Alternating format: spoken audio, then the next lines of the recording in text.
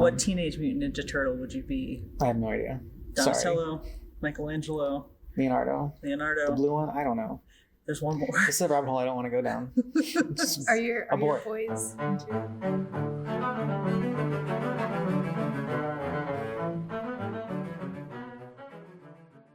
Hi everyone, welcome to OSA Backstage. It is almost the end of the season, so it is time for the episode that I bet you've been waiting for. That's right, our interview with maestro and music director Ankush Kumar Bahl. He's ending his tenure with us as music director in just a few weeks with Masterwork 7 and Shostakovich 5. Sauce also cannot believe it. We talk about a number of things, some of them expected, some of them not, like the importance of setting future goals, expected, the importance of pizza at school, slightly unexpected. I also want to, I do it in the episode, but just in case, I want to issue a formal apology to Johann de Meij. His name is not Johann de Meij, so Mr. de Meij, and to everyone who knows and loves Mr. de Meij, I'm very, very sorry. This will not be the first or the last time that I completely botch a word or a name of some kind, but I'm sorry it was you. I really do love your music. In any case, it was a great episode. Serena and I very much enjoyed it, and we think you will too. Enjoy. Maestro, thank you for doing this. My pleasure. It's good to see you guys. Would you please introduce yourself? My name is Ankush Kumar Bahl. I'm the music director of the Omaha Symphony. That's all I got. Awesome. What is your... There we go. This is why. This is a tag team. It's a tag team. Other duties as assigned. Let me make sure that's in every single contract. Okay. We're going to start the usual way with you. Okay. What's the very first concert that you can remember going to? Can I do more than one? Yeah. I definitely remember an orchestra coming to my elementary school auditorium and playing stuff. Like all 300 of us sitting in the gym. That happened back then in the 1980s. Orchestras actually did that. And I remember that. I don't remember what they played or anything like that. And I wasn't particularly taken by it necessarily. But I played instruments my whole life. I started on percussion when I was like 4. And then I switched to violin when I told my percussion teacher that I wanted to play notes, like pitches, and I wanted to play with other people. Mm-hmm. He's like, well, playing snare drum in the back of my music shop is probably not for you then. And so I switched to violin. My brother was playing violin. And then I met the band director, 3rd grade, and he said I should play French horn. 3rd grade's really young, isn't it? Yes. Okay, so was that just, so you grew up in the Bay Area? Yeah, Northern California. Okay, so was that pretty standard? Was 3rd grade standard? Because that's 9 years old for French horn. He met us in 3rd grade. I think we were starting 4th grade band. Something like that. It was started 4th grade. Do they make smaller horns? I had a full-size horn. So, I carried it on my back to and from school in the hard case it was in.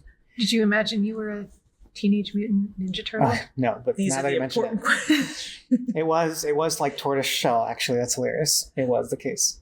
Okay. What Teenage Mutant Ninja Turtle would you be? I have no idea. Donatello, Michelangelo, Leonardo. The blue one? I don't know. There's one more. This is a rabbit hole I don't want to go down. Are your boys into... They play the video game and they know what it is, and they've maybe seen some cartoons of Teenage Mutant Ninja Turtles. Okay, but that wasn't your thing. So you weren't imagining that as you tromped to and from school with your massive French horn on your back. No. And when he told me, like, we walked in the room and he talked to all of us, and like 3 of us were sitting there, and he like looked at our embouchures and like just kind of did like a kind of a general consensus, like, do you play an instrument now? We sang for him and did little things like that, like very, very minor ear training or ear testing type stuff, like just singing in pitch and whatever, or match my pitch and sing this and do that. And he let the other 2 people go. And I remember I sat there, he's like, you have really good ears. You should play French horn.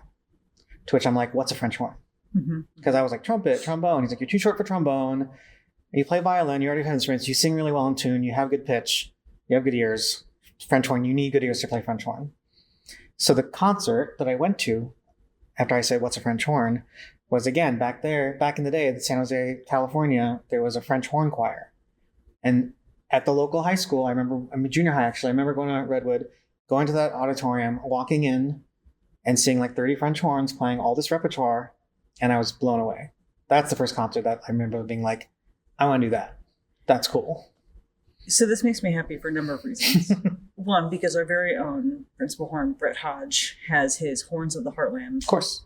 And they did an arrangement of Alpine Symphony like for a small army of French horns like 3 or 4 years ago, which was tremendous. So the fact that that is, it makes me sad that that wasn't his original idea, apparently, of an army of French horns, but it makes sense. It's happened before, cornucopia. But it also makes me happy that like you saw the equivalent of a Mission Imagination, which we do 14 to 16 times a year in elementary school. Yeah, for sure. Gyms and cafeterias and gyminariums and The zoo. The zoo. Yeah, definitely saw that. Was into it, saw the horns, and I'm like, I'm in love with this sound. This is a beautiful instrument. Okay, so how long did it take you to sound like that then? The first time I picked up a French horn, I started singing through it. I'm like, the playing, all right? And I didn't know they had to buzz. So it took a minute. But yeah, soon I was able to get a good sound pretty quickly, actually, relatively quickly. And I was very quickly one of the better people in the band. And so that just, when you're like, doing things at a certain level, people start paying attention and giving you more opportunities. And that's kind of what happened with conducting in music and horn and then conducting. The next great concert I saw was a local youth orchestra, the California Youth Symphony. And my friend played viola in it. And up until that point, I'd played violin. I stopped it kind of in high school, played in string ensembles. But I was better at French horn, but I only played band music, really. I wasn't into classical music yet. In the same way that a lot of people are when they're younger. I did the John Williams. I did the Dvorak. Got CDs of the Holst and all the things. But like, I didn't really know Strauss and Brahms and Schumann in the same way. I knew those composers. And I went to a youth orchestra concert, and I literally brought homework, and I brought like stuff to do. I'm like, this is just an orchestra concert. Whatever. I'm gonna help support my friend, but I have stuff to do. Mm-hmm. I'm very busy. Mm-hmm. Sat there and was blown away again. I'm like, this youth orchestra can play. Like, this is really great. I don't remember what the program was, but I was totally captured by it. And then I auditioned. And I auditioned for the conductor on like band music. I played like really difficult band music. And he's like, well, you don't know what you're doing, but you play it really well. So here's a private teacher. So this was in high school. You still didn't have a private teacher. Not on horn. Okay. Not on anything. No, I started... My band director gave me private lessons on horn when I was younger. But then I think there was a gap in junior high. And then when I got to the youth orchestra, they're like, you need an actual teacher. Okay.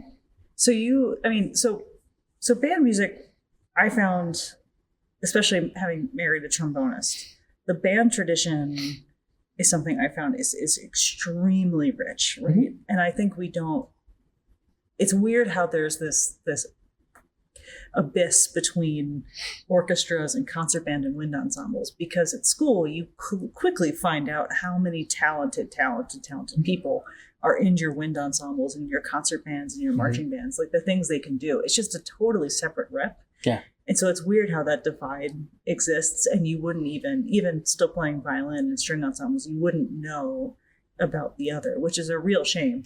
Really? Because there are composers like Holst, like the English tradition especially, where they cross over. The brass bands, but Holst, those English composers especially were big on band music, and you can hear that kind of like, I think that's why those things like the planets work so well. It's because like that collective color that you can get from a concert band that's not shaken up necessarily by strings and by all the accoutrement that comes with an orchestra. It's just this very cohesive, lovely sound.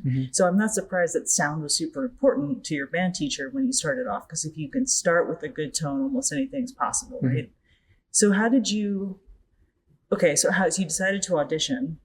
What was that like, your first couple of weeks in rehearsal in a full orchestra and suddenly having access to this color? Yeah. Counting rests is a thing. When you're brass or percussion and you're coming from a band tradition where you horned, I played every measure. Like the strings played every measure in orchestra pretty much. In band, I'm like 67 measures of rest. In orchestra, I'm like 67 measures of rest. Or 19, and then it's in different tempo. And then I have to start double tonguing and doing things in Scheherazade I'd never done before in my instrument. So it was a really great learning lesson. And this youth orchestra had a 1 week camp in the woods before we started our season. So it was like intense. And that teacher was there. And so intensely rehearsing, intense private lessons, learning how to double tongue and triple tongue. So I hadn't done that before.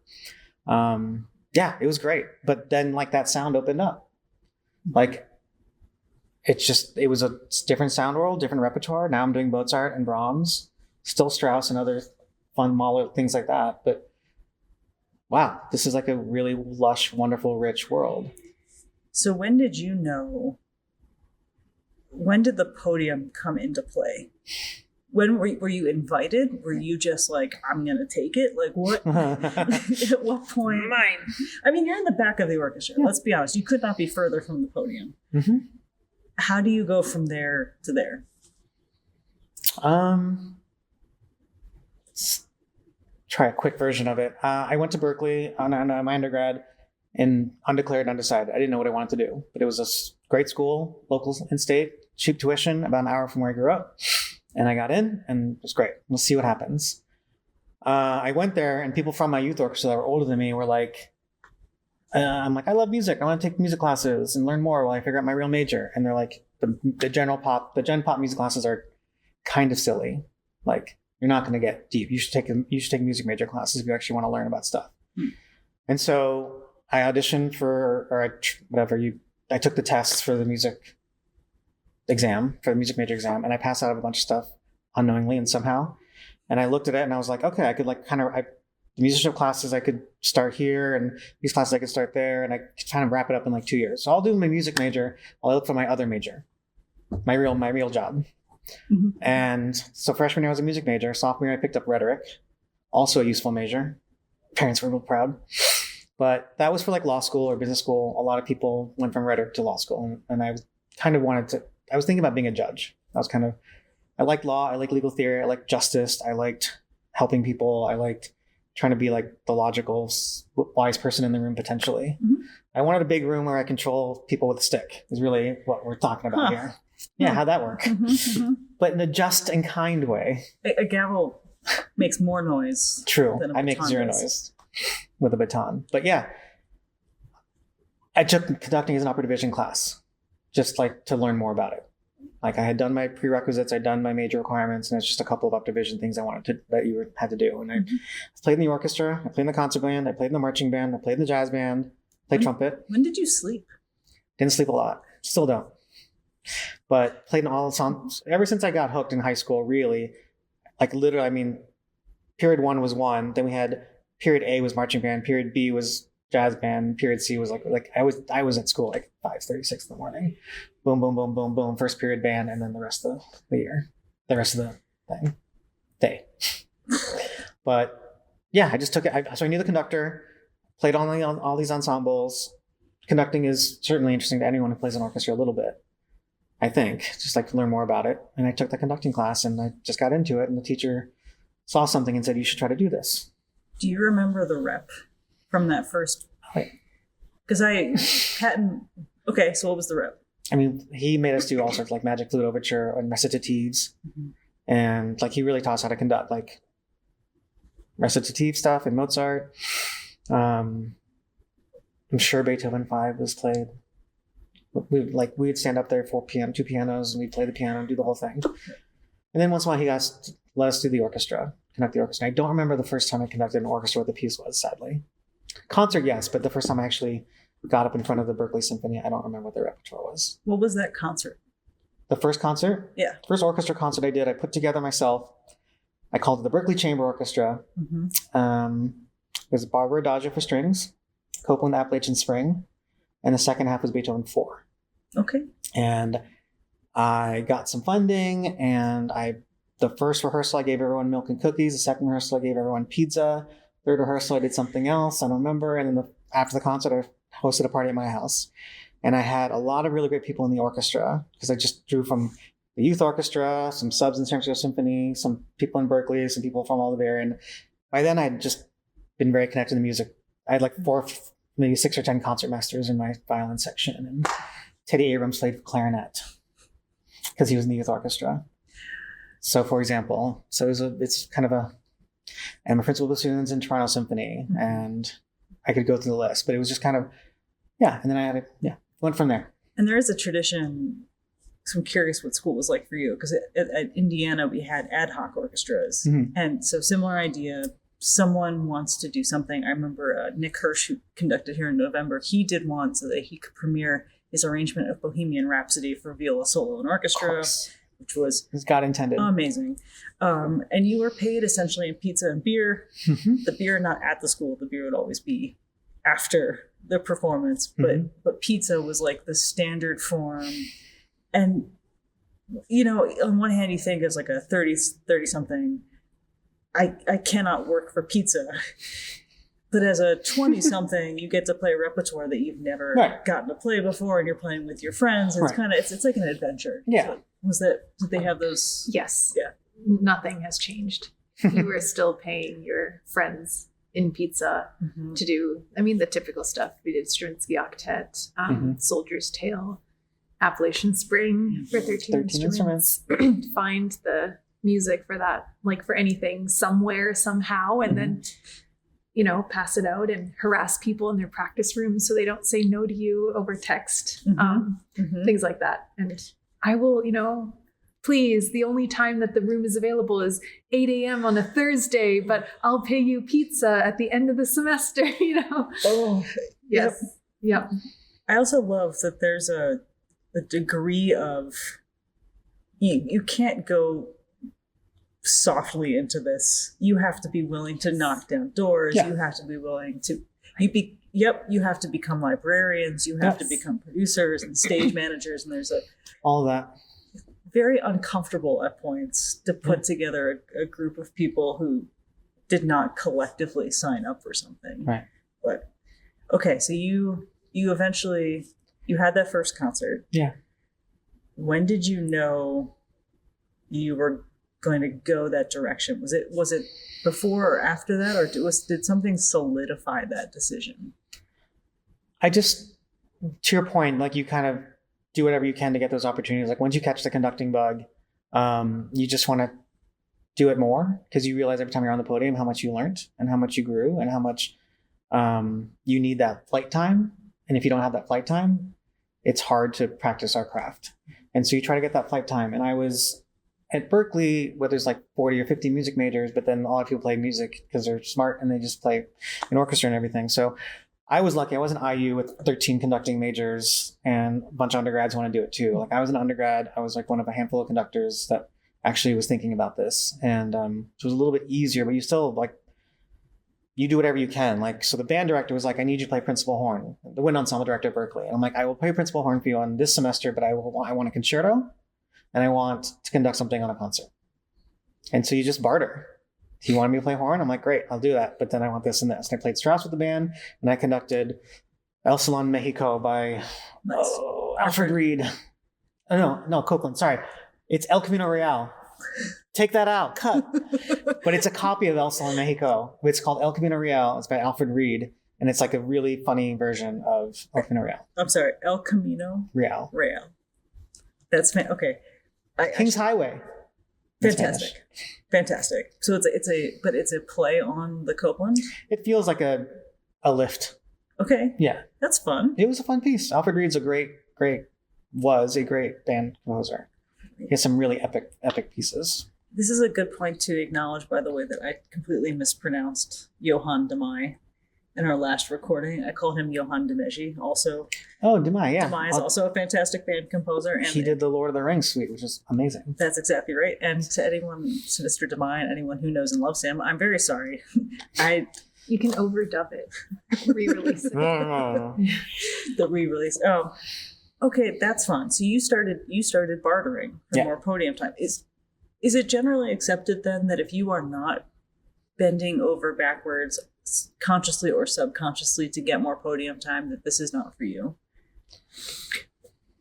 I mean, kind of, in a way where I feel like it's not like a rite of passage, but it's almost like you learn so much through that process that if you think if that is too difficult, then a lot of other things about conducting later on will be kind of difficult. I guess it's the same, I guess, with any other music major where going through a degree or something, a performance degree there's so much that's thrown at you. And if it's almost like, there's so much pressure that you need to learn how to handle that, to be able to like make it through auditions and years of rejection and all sorts of other things. That's a solid point. If you're not willing to be uncomfortable, then this is probably not the place for you. Okay. And that goes for all music. I think all musicians. Yeah. A lot of majors, like at Berkeley, a lot of people walk in freshman year in the dorms, I want to be a doctor, and then take organic chemistry, and they don't want to be a doctor anymore. And so we call it the Weeder course.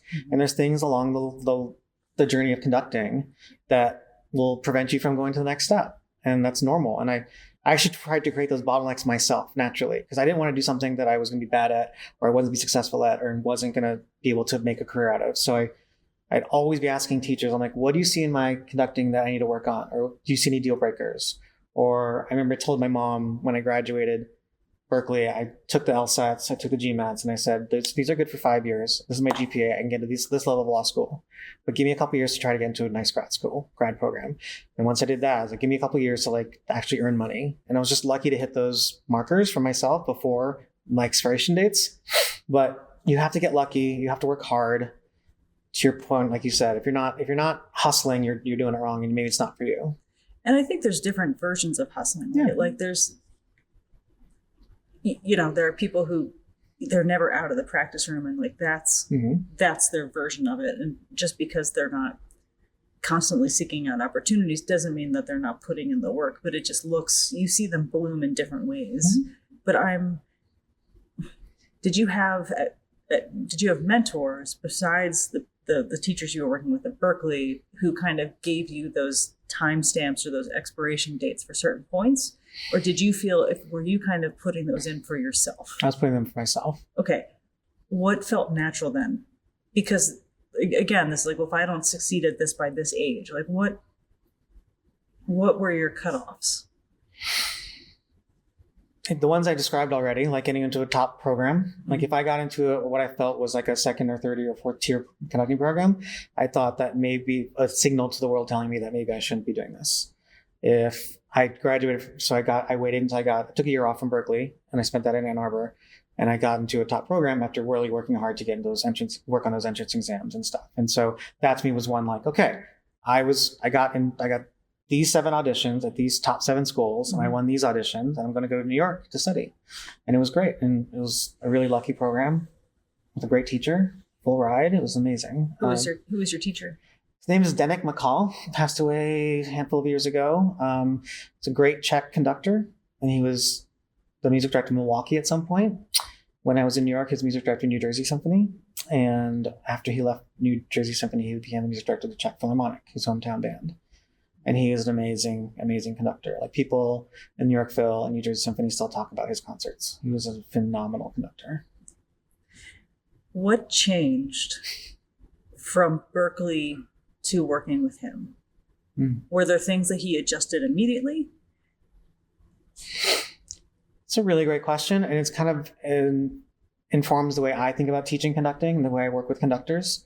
So many teachers are thinking about the conducting technique, and they like tell you how to hold this and how to do this, and this is the table, and this is an upbeat, and this is your tree, your knee subdivide, and this is your 3 pattern, and this is what in your 9 pattern, and all these things. Ceiling, floor, window, door. There you go. And I had that. I had a great undergrad teacher who taught me like recitative and like pattern, normal stuff. My 2 great youth orchestra conductors, high school and then college, San Francisco Youth Symphony, with Alistair Neal, who's visited this orchestra before. So they were just always around, and I would show them tapes, and then we talk about stuff. And then I had Ken Kiesler in Michigan, and that was like technician galore, just amazingly sound fundamentals. And then I went to Aspen before my master's degree. So I had David Zinman and that whole school, Monte School-esque energy. And so I got to Manhattan School of Music with a decent amount of fundamental knowledge about conducting, but I still didn't know anything because I was 20 whatever years old. But I had decent technique, and I had decent fundamental that had served me thus far. But what was great about Zdeni, Maestro McCall, was that he didn't talk about technique. He didn't care how you looked. He didn't care what patterns you're using and where you subdivided and anything. What he did, though, he was always listening. And I've talked to you about this. I've talked to a lot of people about this. If your biggest tool for conductors is your ears, and it should inform everything about everything, your technique, your rehearsal process, anything you do in rehearsal, anything you do when you're studying, anything, your ears are driving you. And that's what he did. So there were 3 of us in the conducting class. We had 3 hours with the Manhattan School Symphony. They were paid. And we had a full orchestra every lesson, once every Monday. And we would just get up and conduct.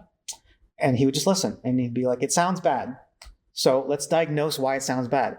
Your technique is off. Your rhythm is behind.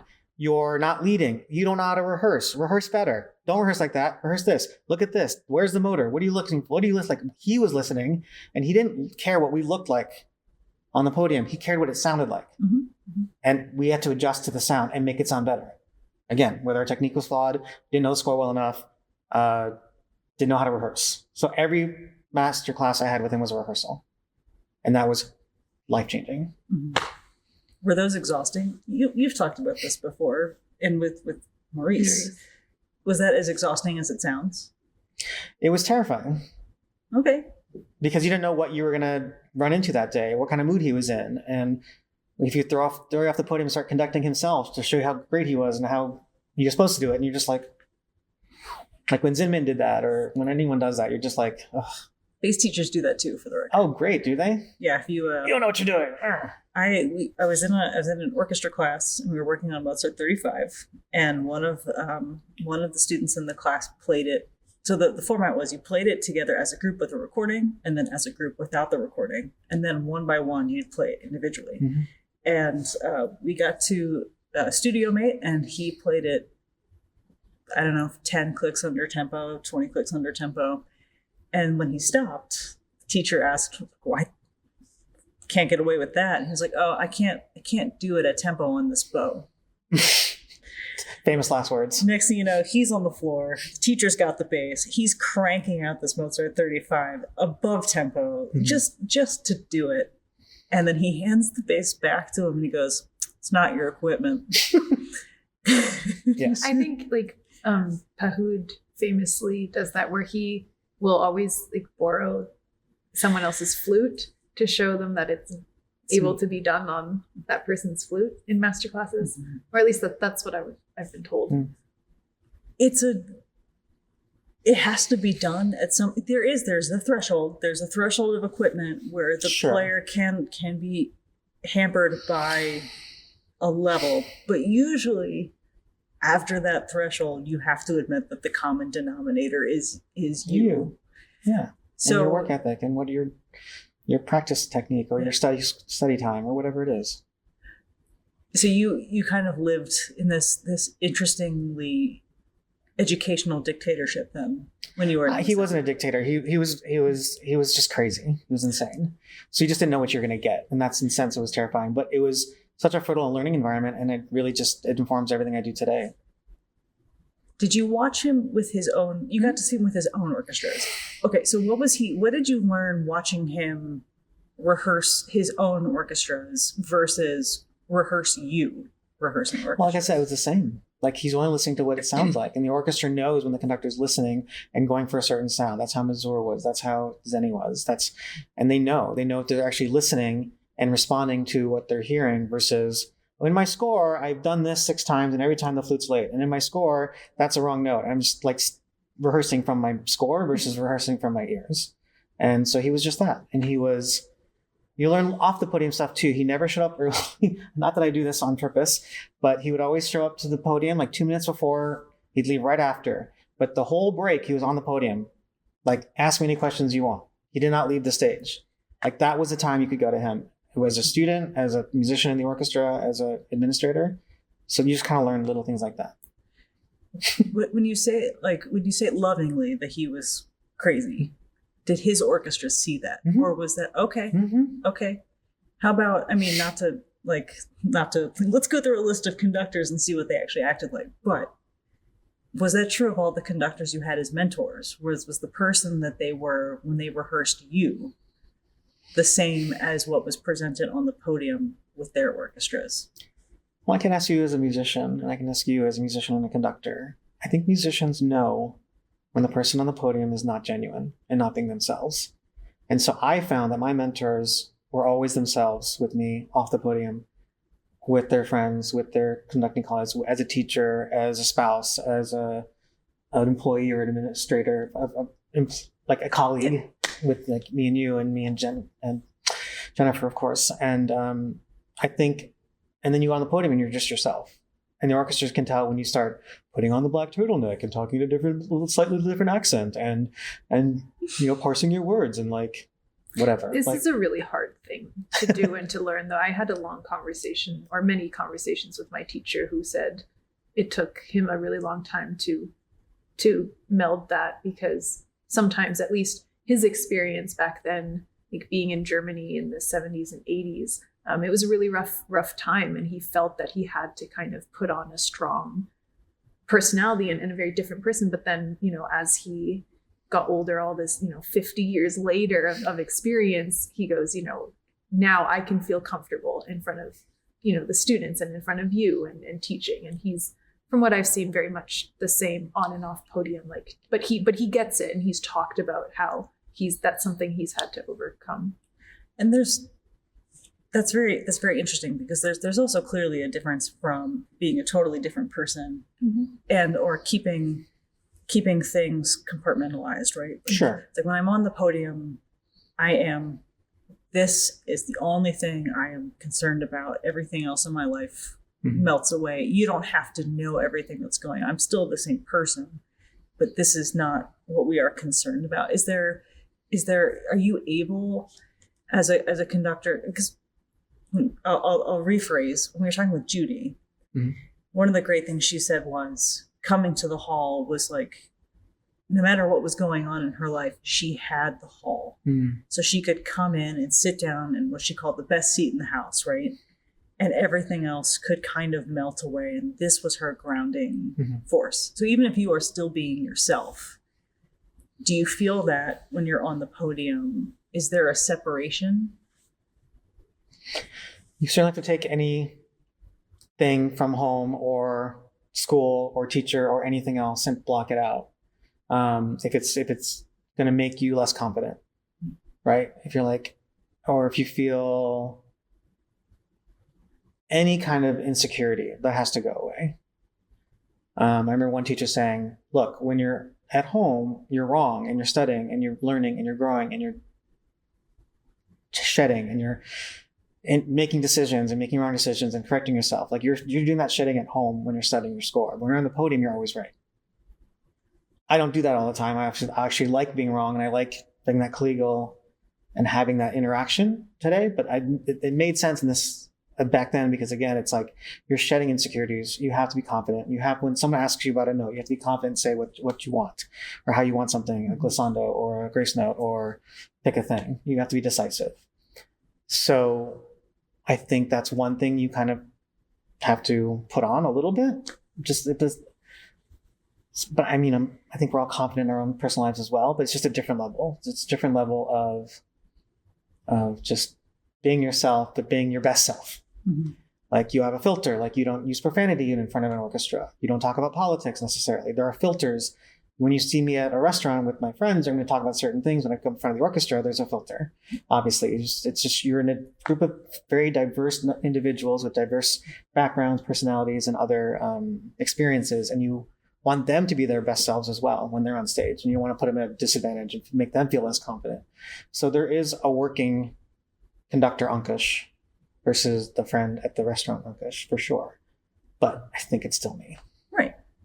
Is there a mindset you get into before you step on the podium? Like, is there a 5 minutes before performance, this is where I am? Is there 2 minutes before? Is there any sort of relief that comes from stepping on the podium when you just know it's time? There's nothing more that can be done.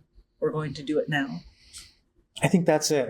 There's a relief because you've done all you can, done the rehearsals all you can. Now you just can enjoy it. Now you can just enjoy the product and make that connection with the musicians and have a smile and have a look and shape a phrase. And now we're kind of getting into it, and it's fun. And for a lot of conductors, including me, for most of the time, it's like your happiest place on earth. Besides your family and your kids and all the other things that you really love about life, when you're similar to what Judy said, when I step on the podium, it's like you shed everything else. And right now it's just you and the musicians and maybe you and the composer. Mm-hmm. And that's the best feeling. And it's very freeing and it's very comfortable. And I'm lucky it was very comfortable early on. It's something I enjoyed people watching. I enjoy it when I enjoy being in a competition or in an audition and I see a panel of people. I'm like, best Ankush is about to show up. You're going to see some stuff. Speaking of some stuff. Seeing some stuff. Did your taste in music change the moment you were up there? Would you say the things you enjoyed? Because there's French horn you, mm-hmm. and then there's conductor you. Mm-hmm. Are they two different musicians when it comes to like what you enjoy doing? 1,000,000,000%. Okay, so I grew up playing as a nerdy horn player. Mm-hmm, mm-hmm. What's my equipment? Which valve oil am I using? What's your bell? What's your shape? What kind of case are you gonna buy? What mouthpiece are you using? I'm gonna go play my mouthpiece now because my teacher told me to. Like super nerd out French horn. Brass players are the worst. We are the worst. The trombone, I can't imagine. But yeah, we're focused on ourselves, and I think that's makes us really great at our instruments. But people in orchestras, not everybody, but there are certain people in orchestra that are very focused on themselves and focused on their instrument. And I was certainly one of them. And maybe we're not listening as much across, or maybe we're not empathetic to the person who's playing third horn to my first horn who has to tune with me. But eventually you start opening that up. So when I started playing in youth orchestras and I had a good coach and I had good teachers, I started realizing I'm with the violas here. I started realizing that we're going to follow the concertmaster here. I started realizing that like I'm playing the third from I'm playing fourth horn and I'm going to be an octave lower or third lower or fifth lower or higher. And what does that mean intonation wise? Where are we going with this?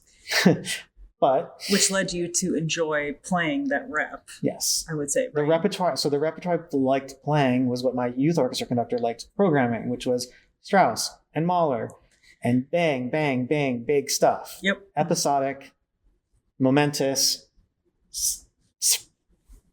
huge music. So what changed when you got on the podium?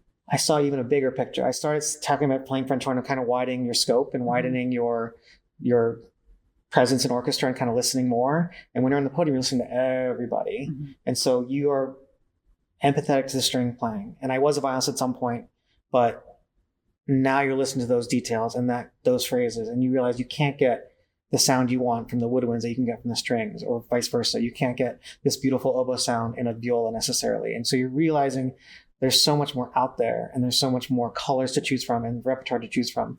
And my mentors. So I started working with Kurt Mazur, and I started working with older European people potentially. And my repertoire just started to shift. And you get older and you start appreciating different things. Yeah. So I don't love Strauss anymore. I don't love Mahler the same way I used to. But Brahms and Schumann and Mendelssohn and Beethoven. Just like, I just find deeper. Also, you're setting a score. You're just finding more, like Beethoven's, you can never stop setting a Beethoven score. You'll never uncover all the answers and all the truths that he writes in it. And that, when you shift from like, what valve oil am I going to use, to how is he making that harmonic progression? Where does he come up with this stuff?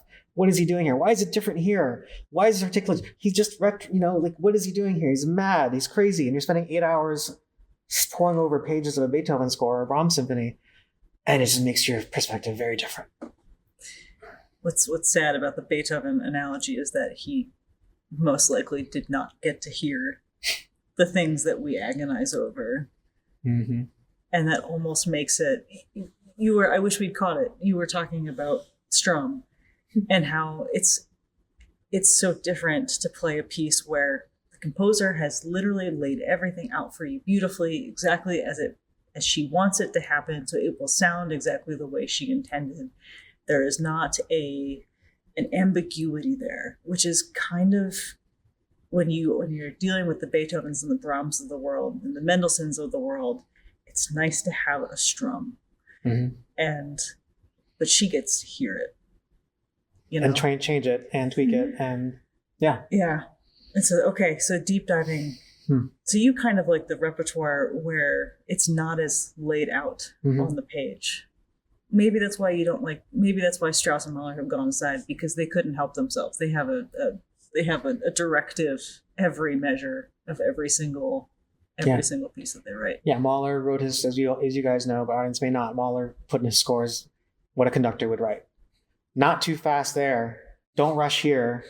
Like it's the don't rush here that always gets me. It's like, well, okay, but no, don't rush. But what does that directive really mean? Does he just want the tempo to stay steady? No, Things he's just like that. a conductor. He's like, I know people are going to rush here. People are going to compress this rhythm here. Don't rush. And what's fantastic is it's all in German, and so it adds this degree. Adds this degree of like lecture to it, and you first see it. If you haven't studied any German at all, you've gone from all these symphonies where the words are understandable, they are common musical expressions that you've used, to suddenly like you need to understand German to understand it's full sentences, paragraphs. What the hell is going on? And then you realize it's things like that. Just don't rush. Just these asides, just these notes to oneself. Go faster here, but not too fast. Yes, right. That's another. Yes. Don't screw this up. My teacher.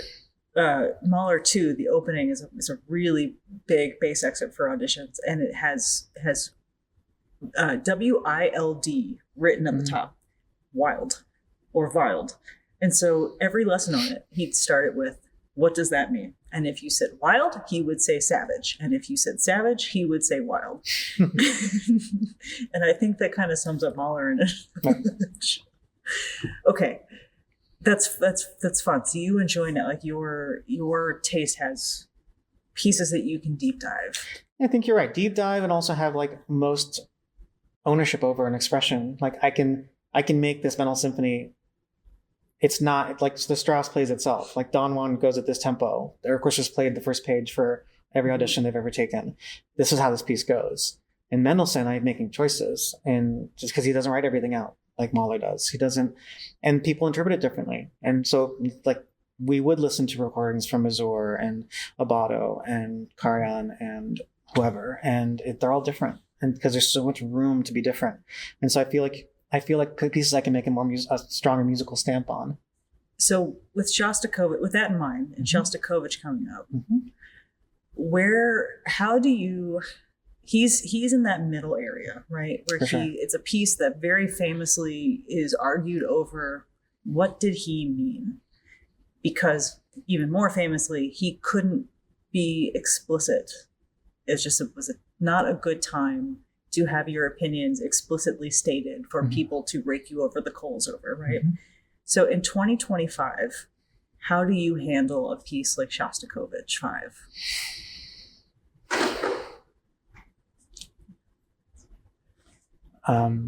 Great question. I think our whole lives inform Shostakovich and his Fifth Symphony. I think your life experiences culminate in a Shostakovich 5. And I think the best composers put their own lives in a piece, as Shostakovich we know did. What he was afraid of, what he was loved, what he hated, what he was fighting against all the time. But the best composers write that for them. But it's so general and universally felt emotion. There's such universally felt emotions that they apply to you today. 2025, 2004, when I did my master's recital, 4 or 5, like it applies to them too. And you're only going to grow and deepen your relationship with a piece like that and say that's what it felt like when that person dumped me, or when I was afraid, or when I was insecure, or when I was happy, or when I was angry. And yeah, you're absolutely right that Shostakovich couldn't explicitly say what he wanted in this piece, and especially the last movement, where there are different ways to interpret it. And I've always to interpret it as a painful and brooding and agonizing finale with very little pleasure is taken by that. Enjoyed, I should say. And other people do it differently. They go twice as fast. And it's a really triumphant ending. And it's equally interesting. It's very much in the line of you can deep dive it. You can make your own assessment. Is it fair to say that even if we're going for excruciating, even if we're turning the screws, right? Can we agree that there's something that endures though about someone who will get through that pain? I think that's a great way to put it. It's like through that pain, through that commitment, through that catharsis, there is a triumph at the end because you made it and you achieved and you're still surviving and you're thriving and you've accomplished so much. So I think there will still be smiles on the orchestra's faces and there will be people in the audience who are just taken away by such a triumphant, strong ending, whether it's happy to them or sad to them or painful or overcoming great obstacles. It kind of sounds like in a way, it almost sounds like deciding you're going to become a conductor. In all seriousness, there's an endurance there. There's a choosing a path and knowing that before you is everything possible that could be thrown in your direction, and it will be a joy, but it will be a painful joy, and it will continue to be a painful joy for as long as you choose to do it if you want to be successful. You've earned it. You've earned it. You've worked hard, you've earned it, and now you get to enjoy it. I like that. And still work hard and earn it again. You don't get to stop working hard, unfortunately, but the enjoyment is definitely there.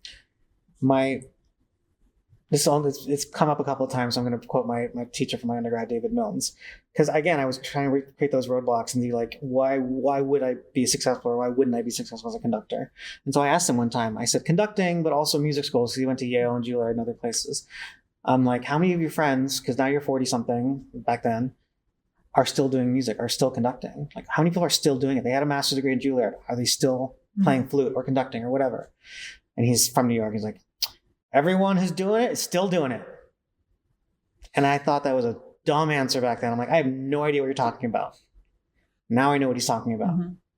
Those who are working on it and working hard and still grinding and still trying to achieve and still persevering, they're going to do it. Those who felt there was an escape hatch here because I had a family, or because it got too hard, I wasn't making enough money, or I have other interests, I decided to be a carpenter instead, they're not doing it anymore. Did the world tell them to stop, or did they tell themselves to stop? He's like, I don't know, but if they're still doing it, they're still doing it. If you look for a trapdoor, you're going to find it. Yeah. Mm-hmm. Thank you very much. I want the last question to be as upbeat as possible. You know, we ended real heavy there with Shostakovich, but okay. So you've been on the podium, you've been in the back of the orchestra, you played percussion, you played violin. But if you had 30 minutes, no consequences, could play or do anything in the orchestra. What? Yeah. Could literally just walk up to someone, take their instrument, and honk away for 30 minutes. And I could play that instrument, or I'd be honking away. But magically, it's a Groundhog Day, I all of a sudden can play Rachmaninoff on a piano. Okay, let's say that you are like Bill Murray, who wake up every day and have access to the instrument to practice and suddenly get infinitely better. Mm-hmm. So what are you going to do? That's a fun question.